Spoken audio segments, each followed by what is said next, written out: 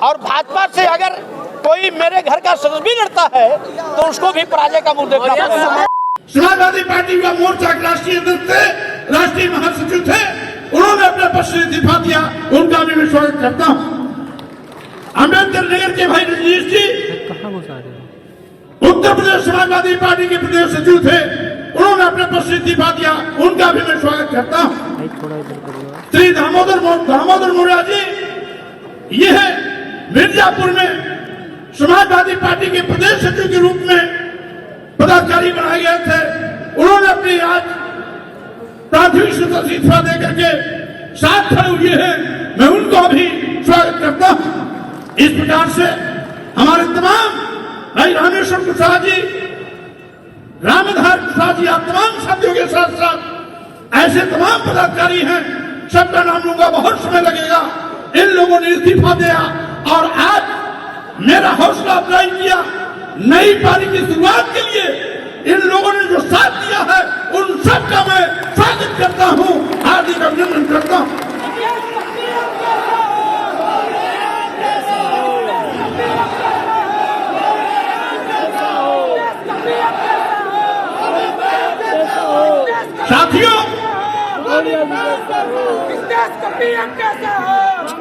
साथियों, आज देश संकट की दौर से गुजर रहा है। भारतीय संविधान खतरे में है, लोकतंत्र की हत्या की जा रही है।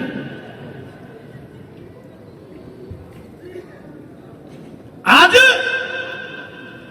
आपको मालूम है कि भारतीय संविधान की व्यवस्था के साथ खिलवाड़ किया जा रहा है।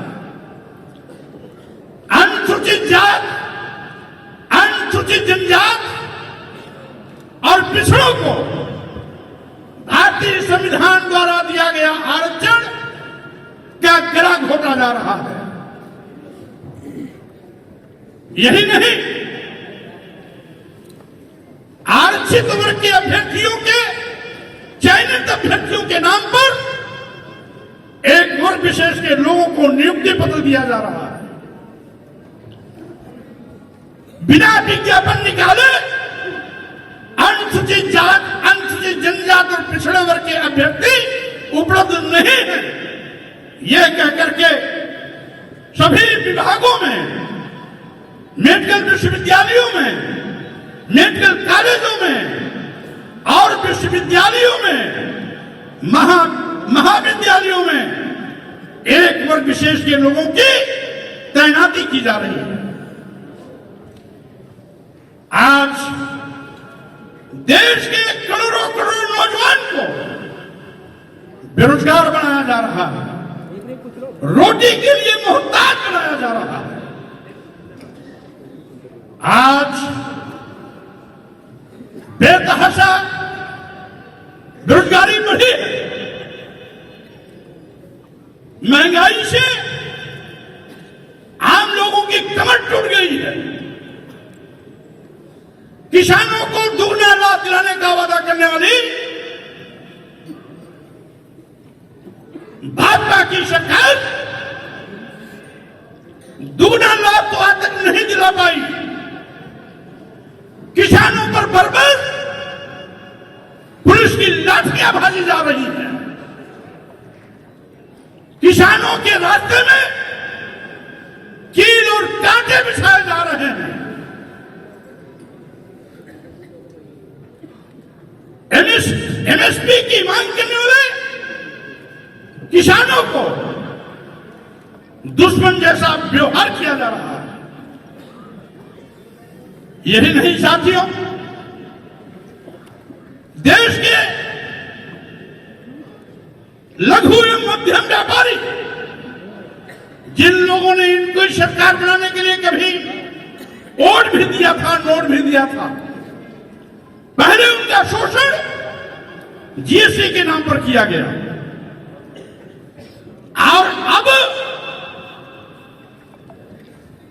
जीएसटी से संबंधित सारे मामले ईडी को सौंपकर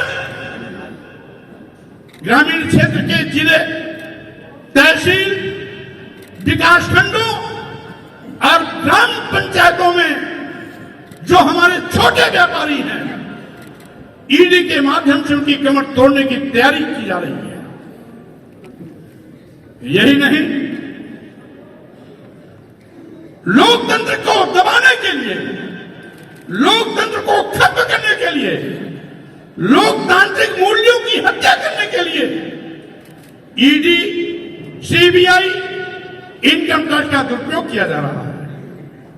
यही कारण है देश में विपक्षी पार्टियों के सभी नेताओं के खिलाफ एक एक कर सीबीआई, ईडी, इनकम टैक्स के माध्यम से तथ्यहीन मुकदमे दर्ज करा करके उनको अपमानित किया जा रहा है।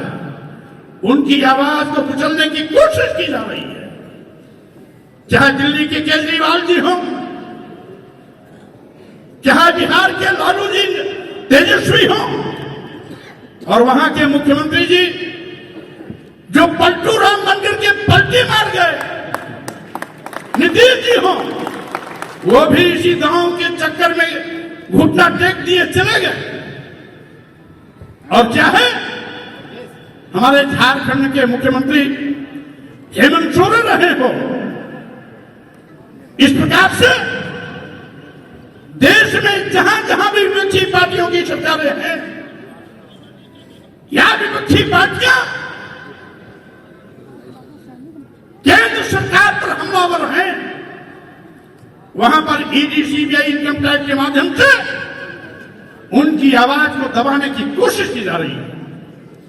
संविधान से हो रहे खिलवाड़ के खिलाफ आवाज न उठे, इसलिए सत्ता में बैठे हुए लोग भाग्य भगवान का सहारा लेकर, धर्म की दुहाई देकर इस देश में नफरत का बीज बोकर समाज को बांटने की कोशिश कर रहे हैं। हमारी इसी भारत भूमि से गया था, आज उसको तोड़ा जा रहा है। धर्म की दुहाई देकर सत्ता में बैठे हुए भूखे भेड़िए आज इंसानियत का कत्लेआम कर रहे हैं। फिर क्या प्रति पैदा कर हिंदू मुसलमानों को दो पार्ट में बांटने का नापाक इरादा और कोशिश कर रहे हैं। मैं कहना चाहता हूं, भारतीय जनता पार्टी और आरएसएस का जो इतिहास है इस बात का गवाह है कि इस देश की आजादी में स्वतंत्रता संग्राम सेनानियों में उनके परिवार और कुंबे का कोई व्यक्ति हिस्सेदार नहीं रहा, और इसीलिए इस देश से उनको कोई लगाव भी नहीं है। वो देश को लूट रहे हैं। ये पहली सरकार है केंद्र में बैठी हुई जो देश की राष्ट्रीय संपत्तियों को, राष्ट्रीय संपदा को बेचने का पाप कर रही है। एक कहावत है, गांव में लोग कहते थे, राम नाम जपना पराया माल अपना। ये भारतीय जनता पार्टी के लोग राम राम जप करके पूरे देश का माल खड़ा करने की कोशिश कर रहे हैं। सावधान हो जाना।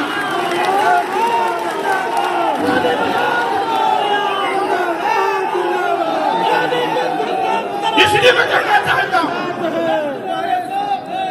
ये राम के भक्त नहीं हैं, ये राम के भक्त नहीं हैं। धर्म से इनका कोई लेना देना नहीं है। धर्म के नाम पर देश की जनता की आंख में धूल झोंकने की इनकी नापाक कोशिश है। ये धर्म के नाम पर आपको मुद्दे से भटकाना चाहते हैं। आज रोजगार नौजवानों के अंदर जो गुस्सा है, वो गुस्सा सड़क पर ना है।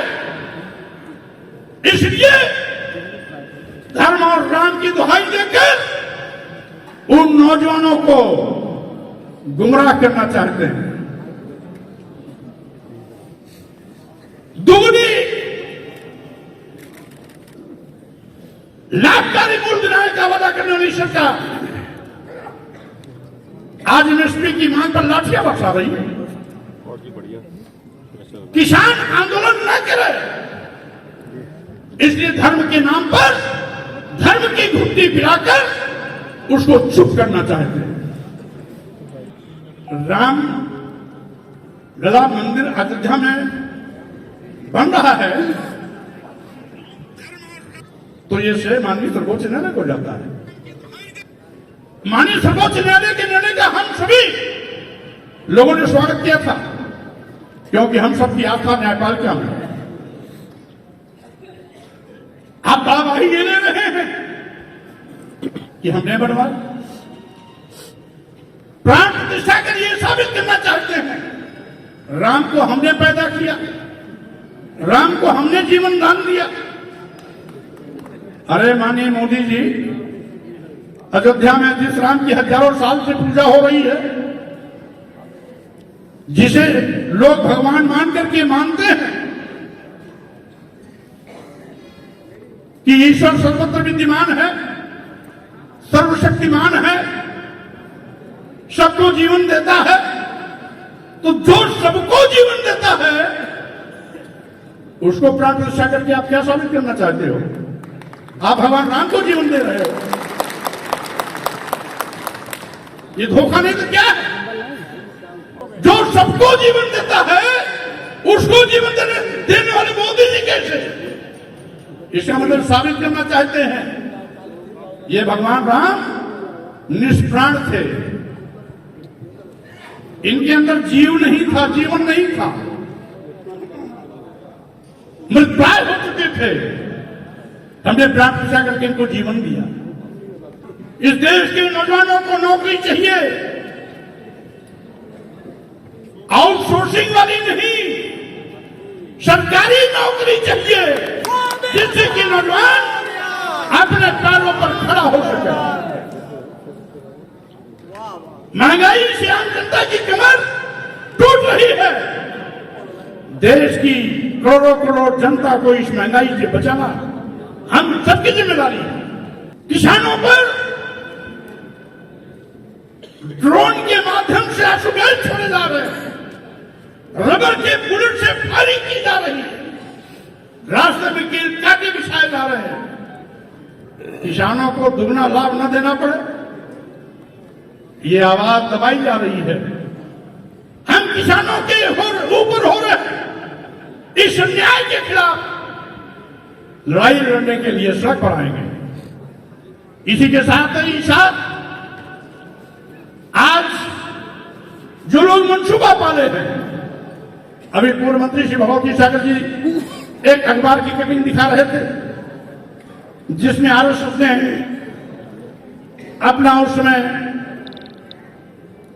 दिया था कि नए संविधान का प्रारूप क्या है, यानी संविधान बदलना चाहते हैं। संत रविदास जी ने लड़ी, संत कबीर जी ने लड़ी, गुरु नानक जी ने लड़ी, तो कभी हमारे सामाजिक क्रांति के अन्य महापुरुषों में सामाजिक क्रांति के अग्रदूत ज्योतिबा फुले जी ने लड़ी। इस देश की प्रथम महिला शिक्षिका सावित्रीबाई फुले जी और आचार्य शेख जी लड़ी, कोई फातमा शेख जी लड़ी, तो कभी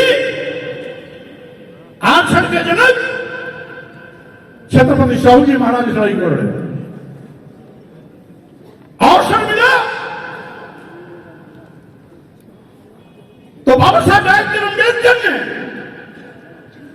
इन सभी महापुरुषों की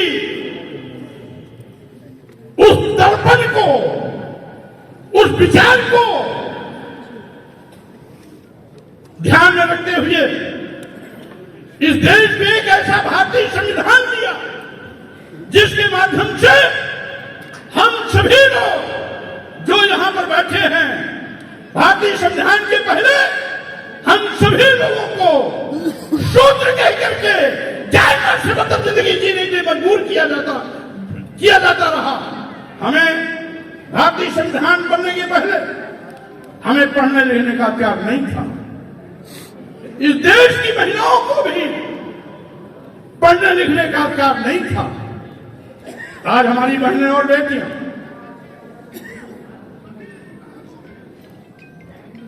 ऊंचाइयों के शिखर पर हैं। आईएएस के रूप में, आईपीएस के रूप में, डॉक्टर, इंजीनियर, प्रोफेसर के रूप में। ये देन भारतीय संविधान की। आज हमारे बीच में यहां तमाम प्रोफेसर, डॉक्टर, इंजीनियर, डीजीपी आज आप लोग बैठे हैं, जज, आप तमाम लोग बैठे हुए हैं। ये देन बाबा साहब डॉक्टर अम्बेडकर की है। डॉक्टर अम्बेडकर अमर रहे, क्योंकि जब तक भारतीय संविधान नहीं था, मनु का संविधान था, उस समय एक कहावत चलती थी, नारी शूद्रो न दिएता। इस देश की स्त्रियों को किसी भी वर्ग और जात की हो, और देश के शूद्रों को पढ़ाई शिक्षा नहीं देनी चाहिए। और इसीलिए इनकी व्यवस्थाकारों ने लिखा अपने धर्म ग्रंथों में, यहां तक कि शूद्रों के लिए लिखा गया मनुस्मृति में, शूद्रम तु कार्यं दास्यम कृतम अकृतम वा दास्यैव तो जन्मना ब्राह्मणं तु स्वयं हुआ। यानी शूद्र को गुलामी करनी है, ब्राह्मण को स्वयंभू भगवान का अवतार है, उसको कुछ नहीं करना। यद्यपि ब्राह्मण समाज में भी तमाम ऐसे विद्वान पैदा हुए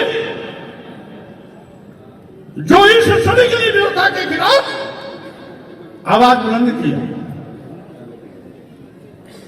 पंडित राहुल संख्यात्य, जिसका नाम था केदारनाथ पांडे, उन्होंने इस व्यवस्था को खुल करके विरोध किया।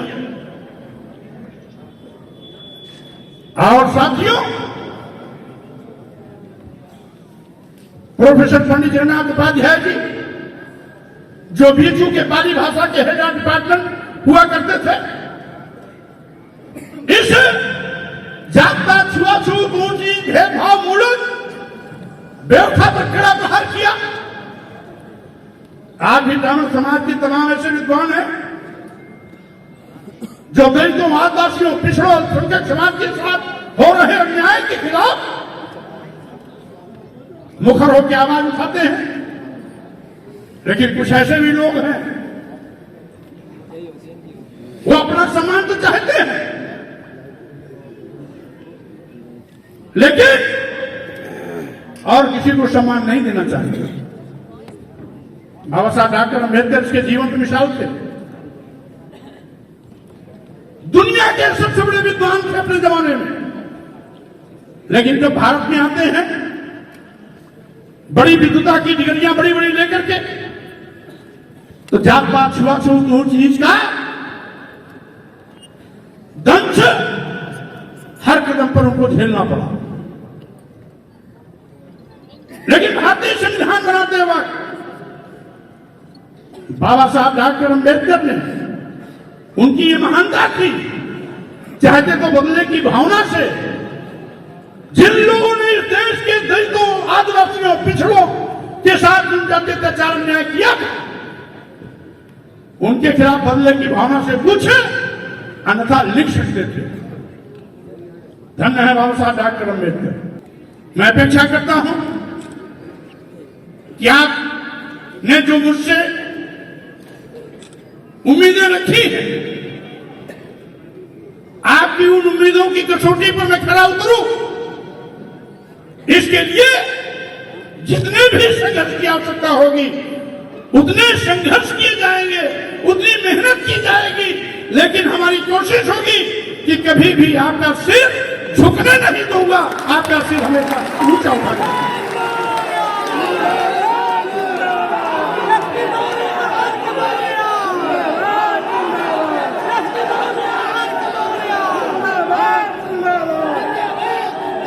आज अभी हाल में ही लोकसभा चुनाव आसन है।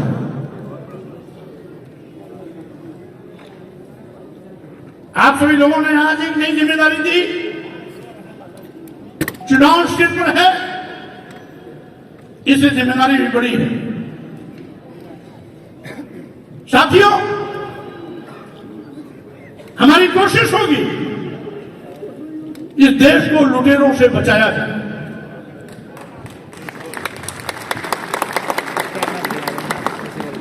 इस देश का संविधान बचाया जाए, इस देश का लोकतंत्र बचाया जाए और साथ ही साथ आने वाले 2024 लोकसभा चुनाव में सत्ता में बैठे हुए लुटेरों को बाहर का रास्ता दिखाया जाए, ये हम सबका संकल्प है।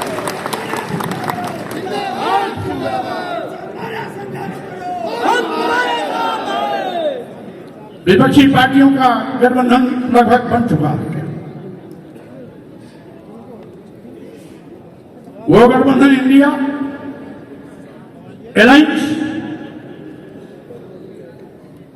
जिसको हम सब ताकत देकर के और भी सशक्त बनाएंगे। आज हमें खुशी है, लगभग 40 पार्टियों ने, 40 पार्टियों के राष्ट्रीय अध्यक्ष और राष्ट्रीय अध्यक्ष अथवा उसके प्रमुख महासचिव यहां पर उपस्थित होकर अपना सहयोग दिए हैं, हमारा हौसला अफजाई किए हैं। उन सबको भी बहुत बधाई, शुभकामनाएं।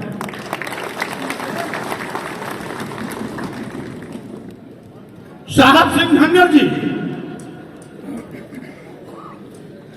1 साल से मेरे पीछे लगे हुए थे।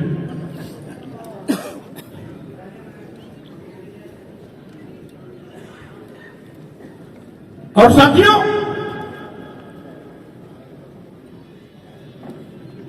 उसके पूर्व की सारी कहानी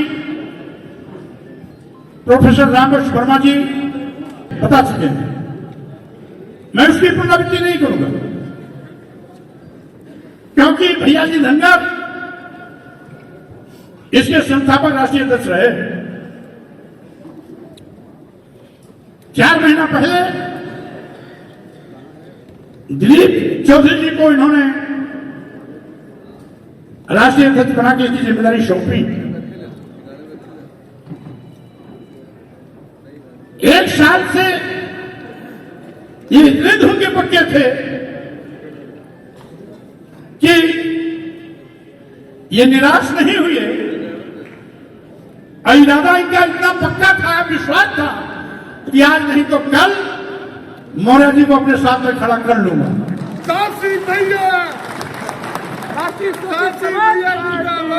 इसलिए भाई साहब सिंह धनगर जी, निवर्तमान अध्यक्ष दिलीप चौधरी जी, प्रोफेसर रामकृष्ण वर्मा जी अपनी पूरी टीम के साथ जो मुझ पर विश्वास जताया है, इसके लिए मैं इनको बहुत बहुत धन्यवाद, बधाई, शुभकामना देता हूं।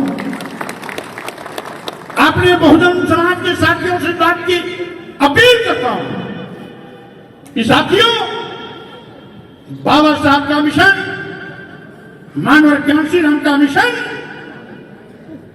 लोग कितना भी रोकना चाहें, लेकिन हम सब मिलकर के अपने महापुरुषों की विचारधारा जो हमारी थाती है, जिसे हम मिशन कहते हैं, उस मिशन को रुकने नहीं देंगे, आगे लेके चलते रहेंगे, आगे लेके चलते रहेंगे। इन्हीं शब्दों के साथ में, इन्हीं शब्दों के साथ में सामूहिक रूप से इसमें अनेकों प्रदेश के लोग आए हैं, महाराष्ट्र के भी हैं, गुजरात के भी हैं, पंजाब के भी हैं, हरियाणा के भी हैं, दिल्ली के भी हैं, उत्तराखंड के भी हैं, बिहार और झारखंड के भी हैं। इन सभी साथियों को भी मैं मैं बहुत बहुत धन्यवाद देना चाहता हूं। हमारी आपकी कोई आमने सामने वार्ता नहीं हुई, केवल मीडिया के माध्यम से आपको सूचना मिलती रही और आप टेलीफोन करके हमारी टीम को बताते रहे कि मौर्य जी की साहसिक कदम के साथ हम भी आज यहां तमाम प्रदेशों के लोग आए, तमाम पार्टियों के राष्ट्रीय अध्यक्ष आए, तमाम पार्टियों के प्रमुख आए। इन सबको ही बहुत बधाई शुभकामना के साथ मैं आप सबको साक्षी मान करके अपनी नई पारी की शुरुआत करने चल रहा हूं। हमें पूरा भरोसा है कि आपका सहयोग, आपका सानिध्य, आपकी ताकत सदैव मुझे शक्ति प्रदान करती रहेगी। इन शब्दों के साथ आप सभी को बहुत बहुत धन्यवाद देते हुए अपनी बात पर विराम देता हूं।